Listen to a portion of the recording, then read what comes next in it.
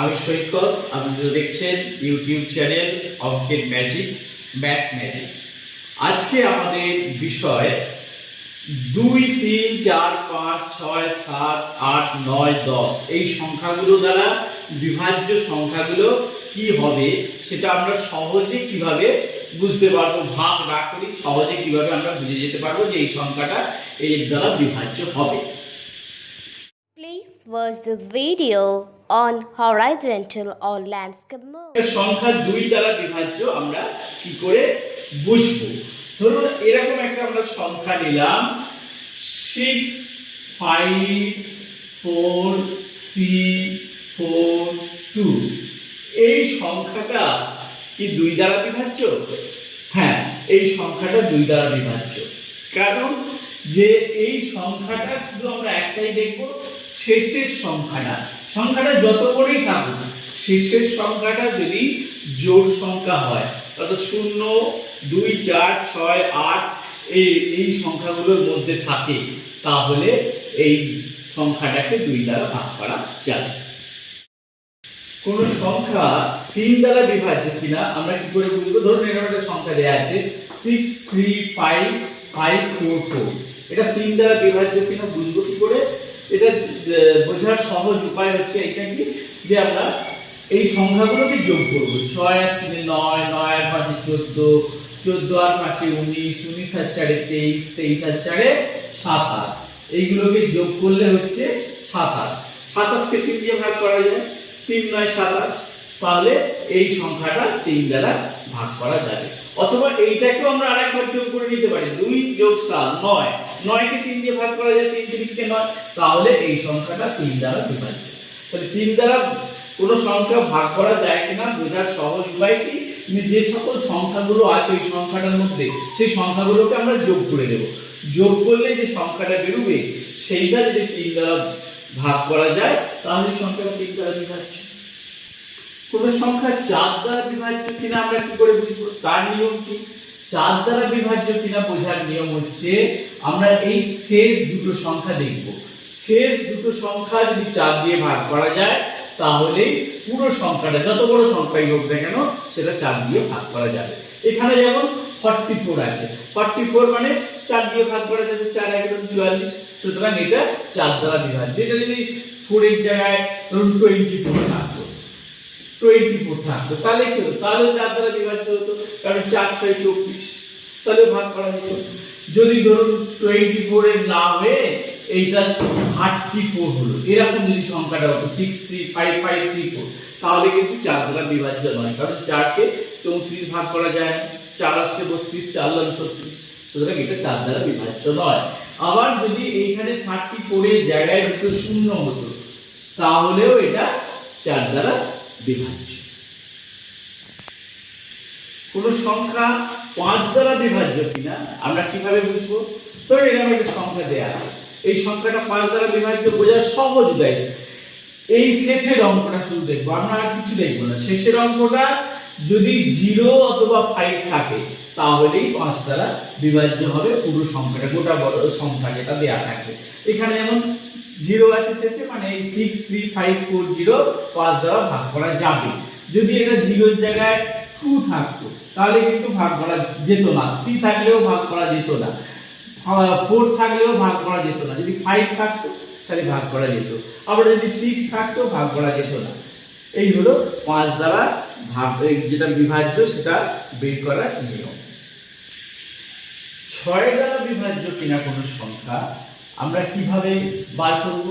6 দ্বারা বিভাজ্য কিনা সেটা বার করার সূত্র হচ্ছে, যদি কোন সংখ্যা, ধরো এখানে একটা সংখ্যা দেয়া আছে 6 3 5 5 4 4, এই সংখ্যাটা যদি 2 দ্বারা এবং 3 দ্বারা বিভাজ্য হয়, তাহলে সেটা 6 দ্বারা বিভাজ্য হবেই। হ্যাঁ, এবার এইটা 2 দ্বারা বিভাজ্যের নিয়ম কি, যে শেষের সংখ্যাটা যদি জোড় সংখ্যা হয় অথবা শূন্য হয়, এখানে 4 মানে এটা 2 দিয়ে ভাগ করা যাবে। আর এই সংখ্যাটা 3 দ্বারা ভাগ করা যায় কিনা কি করতে হবে? এটা আমাদের যোগ করতে হবে, আমরা শিখে ফেলেছি অলরেডি। 6 আর 3 9, 9 আর 5 14, 14 আর 5 19, 19 আর 4 23, 23 আর 4 27, এটা 27। 3 লং 27, তাহলে এটা 2 দিয়েও ভাগ করা যায় আর 3 দিয়েও ভাগ করা যায়। সুতরাং এটাকে 6 দিয়ে ভাগ করা যাবে, এটা 6 দ্বারা বিভাজ্য। যদি মনে হয় কোনো সন্দেহ লাগবে তাহলে এই সংখ্যাটাকে একবার 6 দিয়ে ভাগ করে দেখে নিতে পারো তোমরা। হ্যাঁ, এটাই হলো নিয়ম। এখন কোন সংখ্যা 7 দ্বারা বিভাজ্য কিনা আমরা কিভাবে নির্ণয় করব? ধরুন এরকম একটা সংখ্যা আছে 2212, এটা 7 দ্বারা বিভাজ্য কিনা এর নিয়ম কি না, শেষের সংখ্যাটা যেটা থাকবে, ধরুন এখানে শেষের সংখ্যাটা 2 আছে, তাহলে 2 কে আমরা কি করব, 2 দিয়ে গুণ করব। এবার 2 এর জায়গায় যদি 3 থাকতো তাহলে 3 * 2 করতাম, যদি 4 থাকতো 4 * 2 করতাম। তারপরে কি করব না, এই যে শেষের সংখ্যাটা যে আছে সেটাকে বাদ দিয়ে বাকি যে সংখ্যা 221 লিখলাম, লিখে মাইনাস এই 2 * 2 করলে কত হয় 4, তাহলে হবে 217।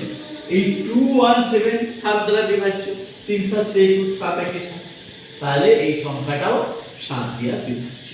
এবারে যদি মনে হয় যে আমি এটা ভাগ করতে পারবো না, তাহলে আবার আমরা 217টাকে আবার সেই আমাদের যে এই নিয়মে যাব। কিরকম আমরা একটু দেখে নিই, তাহলে ভালো হবে। ধরুন সংখ্যাটা 217 দেয়া আছে, এটা 7 দ্বারা বিভাজ্য কিনা। এর জন্য কি করব, এই যে 7টা এটা শেষের ঘরের অঙ্ক 7, তাহলে 7 × 2 করলাম। 7 × 2 মানে কত 40, আর এখানে 7 বাদ দিলে পড়ে থাকছে কত 21। 21 - 40 সমান 7। 7 তো 7 দিয়ে বিভাজ্য হবে, সুতরাং এই 221 সংখ্যাটি 7 দিয়ে বিভাজ্য। কোন সংখ্যা 8 দ্বারা বিভাজ্য কিনা আমরা কি করে বুঝবো?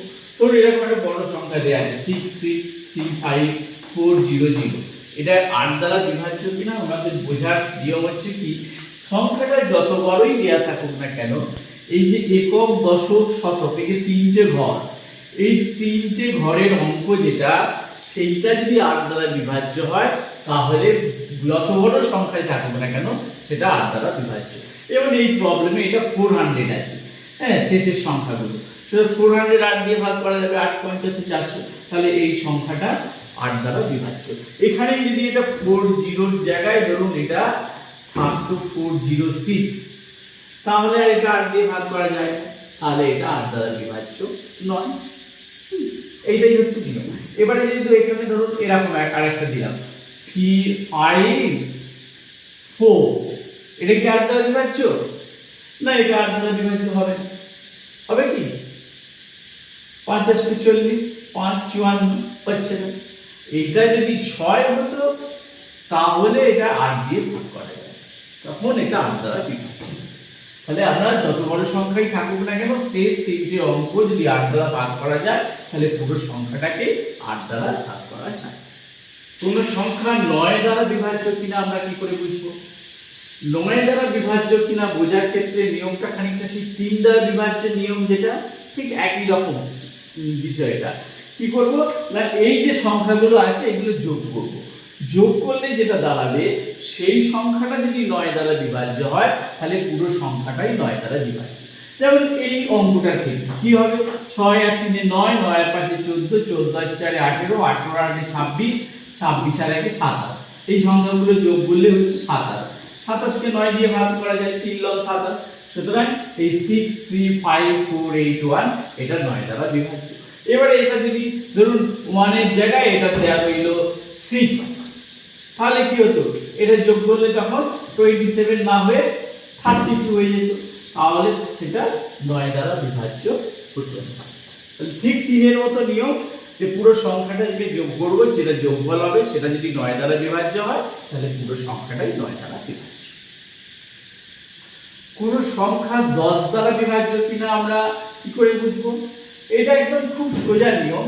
যদি শেষের অঙ্কটা, শেষের ঘরের অঙ্কটা 0 থাকে তাহলেই সেটা 10 দ্বারা বিভাজ্য। শেষের ঘরের অঙ্কটা যদি এককের ঘরের অঙ্কটা 0 হয় তাহলেই এটা 10 দ্বারা বিভাজ্য হয়। 0 ছাড়া অন্য কোন সংখ্যা থাকলে সেটা আর 10 দ্বারা বিভাজ্য হবে না। 1 হোক, 4 হোক, 5 হোক, 7 হোক, যে কোনো সংখ্যা থাকলে তখন আর সেটাকে 10 দিয়ে ভাগ করা যাবে না। একমাত্র যদি এককের ঘরের অঙ্কটা 0 হয় তাহলেই সেটা 10 দ্বারা বিভাজ্য। তাহলে আমরা শিখলাম যে 2 থেকে 10 অবধি বিভাজ্য সংখ্যাগুলো কি হবে, অর্থাৎ 2 3 4 5 6 7 8 9 10 দ্বারা বিভাজ্য সংখ্যাগুলো কি সেগুলো আমরা সহজে বার করে নিতে পারবো কিভাবে, সেই কৌশলগুলো আমরা শিখলাম। আশা করি তোমরা সকলেই বুঝতে পেরেছো। আর এইরকম সুন্দর সুন্দর ইন্টারেস্টিং ভিডিও দেখতে আমার চ্যানেলটিকে দেখতে থাকুন, এবং ভালো লাগলে অবশ্যই কমেন্ট করবেন। আর যদি এখনো সাবস্ক্রাইব না হন তাহলে অবশ্যই সাবস্ক্রাইব করে নেবেন।